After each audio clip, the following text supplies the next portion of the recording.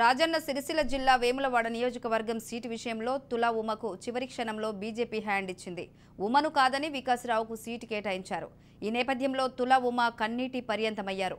నేను ఎవరికీ హామీ చేయలేదు, తల్లిదండ్రులు నిబద్ధతతో పెంచారు, అదేవిధంగా పెరిగానంటూ తెలిపారు.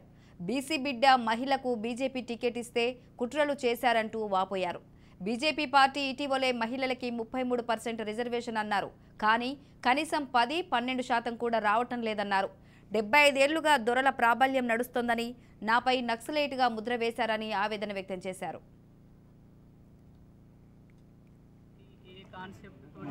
ఉద్దేశంతో అయితే ఇచ్చిందో అది మాట నిలబెట్టుకుంటుందేమని అనుకుంటున్నా. ఏం చేస్తారనేది వెయిట్ చేయాలి. మరి భారతీయ జనతా పార్టీ ఒకసారి తెలంగాణ రాష్ట్రంలో బీసీ ముఖ్యమంత్రిని అన్నారు.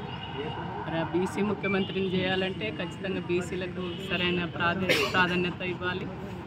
మహిళలకు ముఖ్యంగా జైన్ అయినప్పటి నుంచి ఇప్పటి వరకు ఏ రకమైనటువంటి ఆరోపణలు లేవు. కానీ ఒక బీసీ బిడ్డ, ఒక మహిళ, అరే మాకు కూడా హక్కు ఉంటుంది కదా, మేమెందుకు ఎమ్మెల్యేలం కావద్దు, మాకు కూడా అవకాశం ఇవ్వండి అని అడిగితే భారతీయ జనతా పార్టీ టికెట్ ఇస్తే ఇక వాళ్ళకన్నీ అంటే ప్రజల కోసం పనిచేయడం తప్పు, ప్రజా ఉద్యమాలలో పాల్గొనడం తప్పు. తెలంగాణ ఉద్యమం కోసం తెలంగాణ రావాలి, తెలంగాణ 4.5 కోట్ల ఆకాంక్ష నెరవేర్చాలి. దాంట్లో ఆ ఉద్యమంలో మడిమే తిప్పని పోరాటం చేసినటువంటి నేను అది కూడా తప్పట. ఉద్యమకారులకి ప్రజల కోసం నిలబడి, ప్రజల కోసం కొట్లాడి, ప్రజల పక్షాన నిలబడేటువంటి వాళ్లకు భారతీయ జనతా పట్ల మరి అర్హత ఉందా లేదా వాళ్ళు తేల్చుకోవాల్సినటువంటి అవసరమైతే ఉందని నేను భావిస్తున్నా.